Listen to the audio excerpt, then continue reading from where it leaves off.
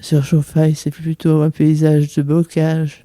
Si vous montez en direction des Écharmeaux, on n'a plus du tout cette impression de bocage. La végétation est différente. Il y a toujours les suisons dont je vous parlais tout à l'heure.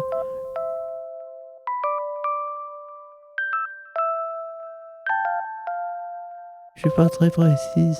Depuis que je suis tombée malade, c'est le grand drame de ma vie que je vis en ce moment. Parce que j'ai contacté la maladie de Parkinson. C'est venu progressivement. Finalement, c'est le grand désespoir de ma vie. J'étais quelqu'un qui était pétulant, qui était vif, gai. Alors que là, j'ai un grand écran tout blanc. Et il n'y a rien dedans, comme si j'avais rien fait avant. Je ne suis pas rentré complètement dans le train. J'ai poursuivi. J'ai des collègues qui ont mon âge, à peu près, et qui savent s'occuper correctement d'un ordinateur. Moi, j'ai commencé à m'y intéresser, mais c'était déjà trop tard, parce que ça m'intimide de voir tous les gens qui savent bien se débrouiller, des gens qui ont 70 ans, 80 même, qui osent tenter de ça. Moi, je sais même pas. Je dis, comment tu y appelles ça? C'est quoi un smartphone? C'est pas net dans ma tête. Le fait de ne pas avoir pris le train, c'est comme si on m'avait éjecté du groupe.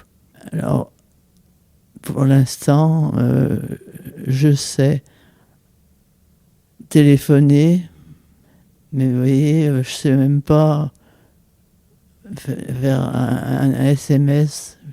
Je sais même pas, je connais pas le vocabulaire relatif à cette langue-là.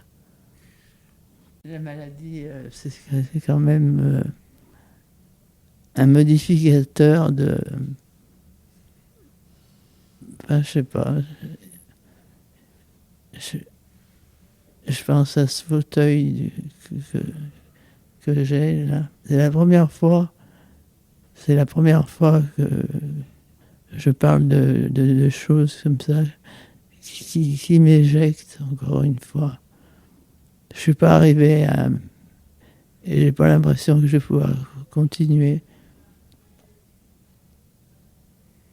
Il faut que je fasse mieux, mais il me faut un guide pour ça.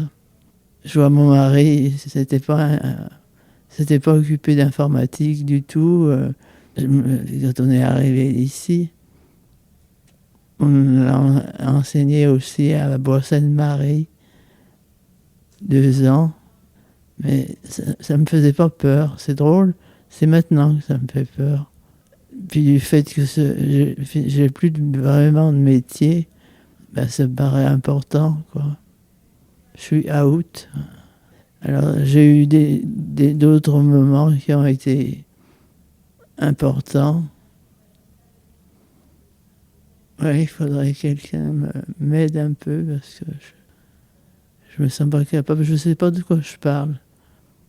Je m'embêtais un peu parce qu'on était à 5% sur Sioule.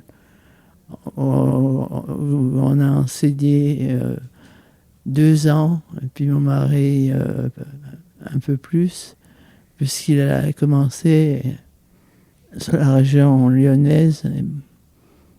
Et puis pendant ce temps-là, ben les autres, ils étaient à Chauffaille. C'était une période merveilleuse. On s'est beaucoup plu là-bas. C'était bien. Les gens sont bien bavards là-bas. Mais j'ai pris cette maladie et c'est affreux. Parce que je sais plus mes mots.